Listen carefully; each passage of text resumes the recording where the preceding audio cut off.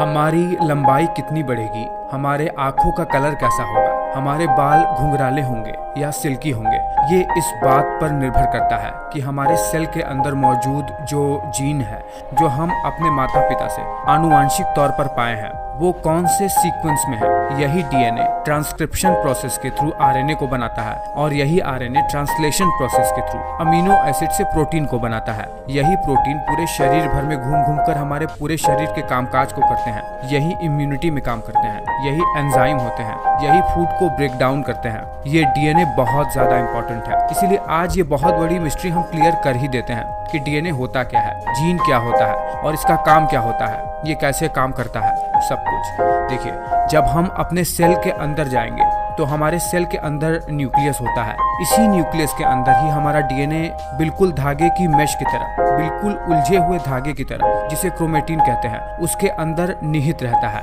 और इसके अलावा डीएनए दरअसल हमारे माइटोकॉन्ड्रिया के अंदर भी पाया जाता है, सर्कुलर डीएनए के रूप में। बहुत ही स्पेशल होता है ये, केवल और केवल मदर से ही बच्चों में पास होता है ये। इस पर तो अलग से वीडियो बनाना पड़ेगा। अगर हम अपने न्यूक्लियस के अंदर जाएंगे तो हम पाएंगे कि न्यूक्लियस क्रोमेटिन के रूप में डीएनए को अपने अंदर संग्रहित किया हुआ है। इस डीएनए को जब हम थोड़ा सा खींच कर देखेंगे तो हम पाएंगे कि डीएनए एक डबल हेलिकल स्ट्रैंड के रूप में, बिल्कुल सीढ़ीनुमा संरचना के रूप में बना हुआ है। चलिए इसके संरचना को थोड़ा सा ढंग से देख लेते हैं। मान लीजिए कि डीएनए बिल्कुल एक सीढ़ीनुमा संरचना है, वो सीढ़ी जो बांस की सीढ़ी होती है। जनरली हमारे देश में कई जगह पर आपने उसे देखा होगा। इस सीढ़ी का ये जो दोनों बांस वाला साइड है, मान लीजिए डीएनए का स्ट्रैंड है। वो डीएनए का ये स्ट्रैंड बना हुआ होता है फॉस्फेट और शुगर के मॉलिक्यूल से, इसीलिए इसे फॉस्फेट शुगर बैकबोन कहा जाता है डीएनए का।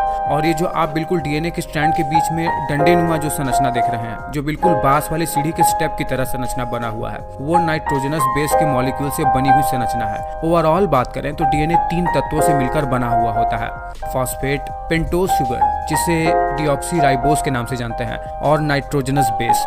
इसमें जो नाइट्रोजनस बेस है वो 2 प्रकार का होता है, प्यूरीन और पायरिमिडीन।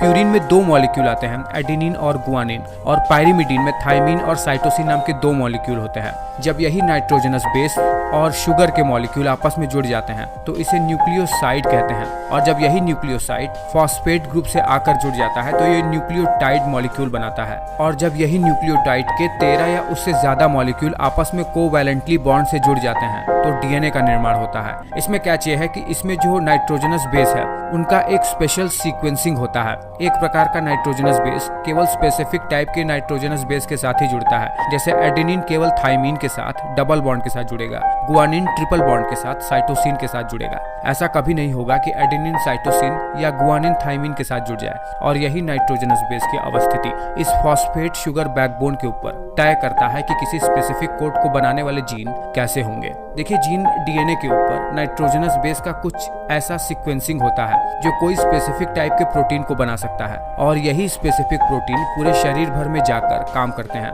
डीएनए के ऊपर कुछ ऐसे पोर्शन भी होते हैं जो किसी भी प्रकार के प्रोटीन का सिंथेसिस नहीं कर पाते हैं, इन्हें इंट्रॉन्स कहते हैं। चलिए, इतना जानना काफी होगा।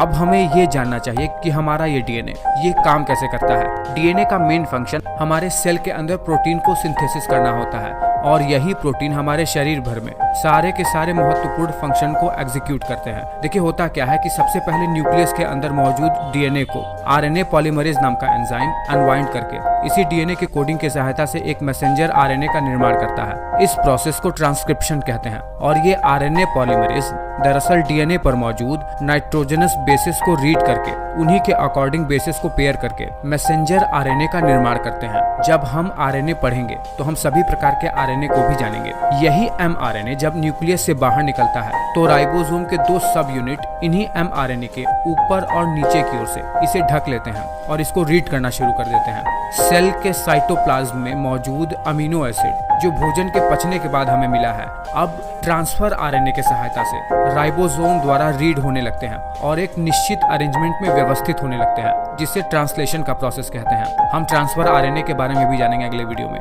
लेकिन चलिए फिलहाल अभी इस प्रोसेस पर आते हैं। जब अमीनो एसिड एक निश्चित अरेंजमेंट में व्यवस्थित हो जाते हैं तो ये एक स्पेशल किस्म के प्रोटीन को बना लेते हैं। यही प्रोटीन हमारे शरीर में स्किन को कलर दे सकता है। अगर सेल मेलानोसाइट है तो यही प्रोटीन एंजाइम बनते हैं। यही प्रोटीन हार्मोन बन सकता है। जैसा शरीर की सेल हो वैसे ही प्रोटीन का सिंथेसिस होता है और पूरा का पूरा शरीर इन्हीं प्रोटीन के आधार पर फंक्शन कर पाता है। मैं उम्मीद कर रहा हूँ कि मैं बहुत ही कम शब्दों में बहुत ज़्यादा समझा पाने में सक्षम हो पाया हूँ। आपको ये वीडियो कैसा लगा मुझे नीचे कमेंट करके ज़रूर बताना।